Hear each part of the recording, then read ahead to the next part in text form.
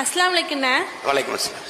2021 தேர்தலில் முதல்வர் ஸ்டாலின் அவர்கள் இஸ்லாமிய சிறைவாசிகளை விடுதலை செய்ய எனக்கு ஓட்டு போடுங்க, நான் விடுதலை செஞ்சிருவேன்னு சொன்னாங்க. சொல்லி அவங்க ஏமாத்திட்டாங்க.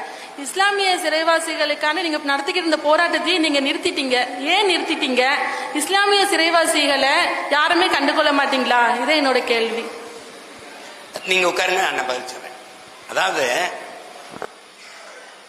இப்ப இஸ்லாமிய சிறைவாசிகள் அப்படின்னு நான் பார்க்கல. நான் என்னரும் உறவுகளினுடைய சிறைவாசிகள் சிறை தண்டனை தான் நினைக்கிறேன். அது எப்படின்னா, அவர்களோடு சிறையில் இருந்தவன், அவருடைய உணர்வை முழுக்க அறிந்தவன்கிற முறையில் நான் சொல்றேன். இப்ப பாஷா அப்பாவுக்கு கூட நான் இருந்திருக்கேன், 45 நாளைக்கு குறையாம இருந்திருக்கேன். தம்பி அபுதாயிர் எல்லாரும் எனக்கு தெரியும். அந்த போலீஸ் பக்ருதீன் எல்லாம் எனக்கு தெரியும். தம்பி என்னோட வெளியில வரும்போது, பிணை விடுப்புல வரும்போது பேசி அண்ணா என் விடுதலைக்கு ஏற்பாடு 3 அதுல அபுதாயிர்லாம் உங்களுக்கு 2 சிறுநீரகமும் பழுதாகி போயிடுச்சு. அப்ப யாரும் போய் பார்க்கல. நான் மருத்துவமனையில் போய் பார்த்தேன். பார்க்கும்போது நான் பேசுறது அவனுக்கு கேட்கல, அவன் பேசுறது எனக்கு நான் காது கிட்ட போய் பேசும்போது ரொம்ப நழி விட்டுட்டான். மருத்துவமனையில படுத்திருக்கிறத வீட்டுல படுக்க வைக்கலாம் அவனை. அப்பவும் அவங்க மரணம் வரைக்கும் அங்கேதான் வச்சிருந்தாங்க. எங்க அப்பா 80 வயசுக்கு மேல தொட்டுட்டாரு.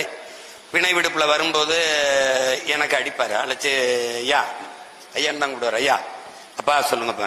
80 வயசுக்கு மேல ஆயிடுச்சுரா, இனிமே நான் என்னடா பண்ண போறேன்? எதையாவது பேசி என்னை வெளியிடு. கடைசி காலத்தில் இந்த பேரம்பேத்தியில் இருந்துட்டு நான் அல்லாட்ட போறேன், எனக்கு தயவு செய்து நீ பேசு அப்படின்னு நான் பேசினேன். அப்ப இஸ்லாமிய சிறை கைதிகளுக்காக உங்க அண்ணன் நான் தொடர்ச்சியா நாகப்பட்டினம், இந்த சென்னை, இப்படி பல இடங்கள்ல எடுத்து முன்னாடி போனேன். இப்படி போயிட்டே இருக்கும்போது அதுல அண்ணனுடைய கசப்பான அனுபவத்தை சொல்லணும்ல. ஒரு இஸ்லாமிய சொந்தங்களை கூட நான் ஏற்படுத்தி அந்த பெரிய எழுச்சி கூட்டத்தில் பங்கேற்க விடல ஜமாத் பெரியவர்கள். அது காரணம் அதிகாரத்தில் இருந்த இவர், கூட்டணியில் இருந்த அவர்கள். அவர் விடுதலை செய்யலாம்னு இருக்காரு. நீங்க அவர் கூட்டத்தில் பங்கேற்றீங்கன்னா அது தடப்பட்டு போகணும்னு வரலையா?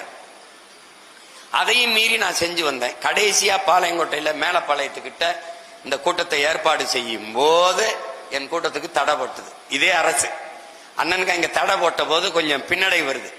அப்ப அவங்க என்ன சண்டை சொல்றாங்கன்னா, சீமானுக்கு இஸ்லாமிய சிறை கைதிகள் விடுதலை கேட்கிற கூட்டத்துக்கு கொடுத்தால் RSS எங்களுக்கும் கொடுங்கன்னு கேக்குதுன்னு எனக்கு காரணம் சொன்னாங்க. நான் சொன்னேன், நீ அவங்களுக்கும் கொடுங்க. நான் விடுதலை செய்ய சொல்லி போராடும் போது அவங்க விடுதலை செய்ய கூடாதுன்னு சொல்றதை சொல்லி போராடிட்டோம். காரணம் யார் காரணம் ஏற்புடையதா இருக்கோ விடுதலை செய்யுங்கன்னு சொல்லி கேட்டேன். அப்பவும் எனக்கு தரல. சரி, அப்ப ஒரு வழி இல்லாம தான் நான் என்ன பண்ணேன், இது சரியா வரலன்னு ஒரு ஆவண படம் தயாரிச்சுக்கிட்டு இருக்கேன். இப்ப பாடல் எல்லாம் இருக்கு, என் தம்பிக்கெல்லாம் அனுப்பி வைக்கிறேன் பாரு. அதை எடுத்துட்டேன். கொஞ்சம்